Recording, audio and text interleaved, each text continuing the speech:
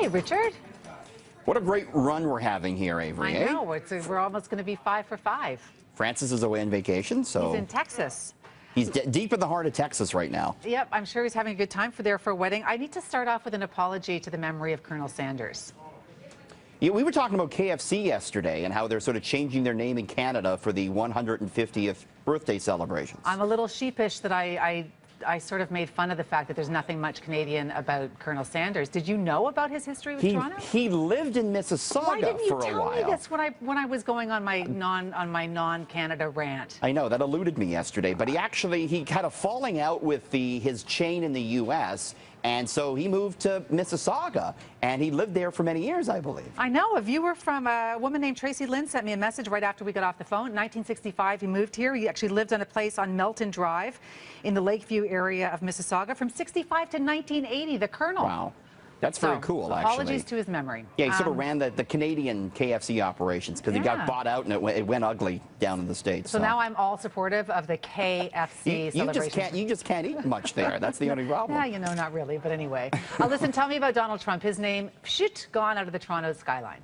Yeah, so the Trump Hotel and Tower, it is going to change its name. It has been sold to a company called JFC Capital, and it now has reached an agreement with the Trump Organization to buy out the naming rights. We don't know for how much, but it will likely be for millions. Of course, Avery, Trump never owned this building. He just licensed his name to it, and he operated the property. It has struggled financially. It's been the subject of some legal battles from those who bought condo units in it, but the hotel has actually been extremely highly rated. It has an almost perfect rating on TripAdvisor. Wow. Travelers seem to like the hotel. The signage will likely be removed by August 1st, and it's going to be, we believe, operated under the Marriott banner under a St. Regis hotel name. So there you go. Okay, the ATM is 50 years old.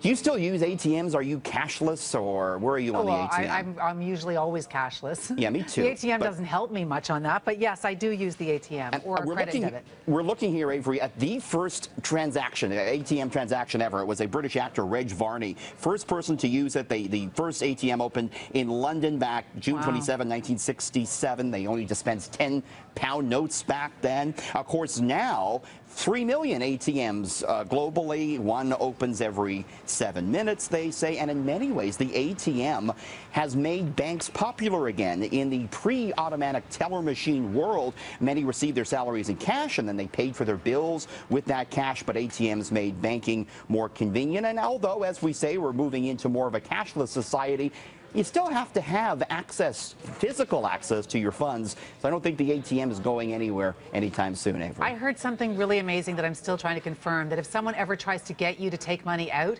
if you put your PIN in backwards, this sounds like an urban legend, but I've heard it enough times. If you put your PIN number in backwards, the police are automatically called.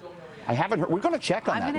Let's get back to everyone on that, because I hadn't heard that, but that's interesting. All right, so listen, you're looking at how much it would cost if you're planning a 150 party for Canada, because that's all we've been talking about. Yeah. How much it would compare with the centennial party some 50 years ago. What are you finding? So the average Canada 150 party this year for 6 adults, 4 children, on the menu, burgers, hot dogs, pop beer, fruit, ice cream. That's pegged at an average $130. Compare that to the centennial parties 50 years ago today. That cost $15.50. The cost, though, is actually smaller now when you look at income growth. The 1967 party would have taken 15% of the average Canadian weekly salary. Today, it's 14%.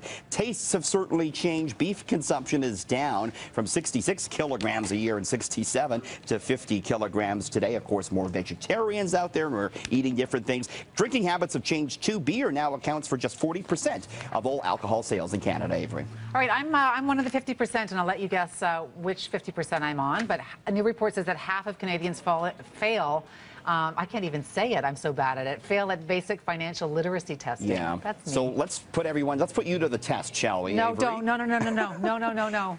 A mortgage term refers to the length of time you need to pay off your mortgage. True or false? I would say the term is how long the rate is for, as opposed to the entire mortgage. Yeah, I think a lot of people would say that, but it's actually, yes, it's false. It's false. So I think you're right. Right? You're right. Oh, I'm right. I think you're right. Okay.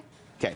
You're the business guy. You should know. Some business guy I am. Okay, next question. You must pay for government insurance on mortgages when you have a down payment of less than 20%. I know you get dinged in some way. I don't know if it's a government insurance. I think it is. That is true unless the house is worth more than $1 million. Well, that doesn't make any sense.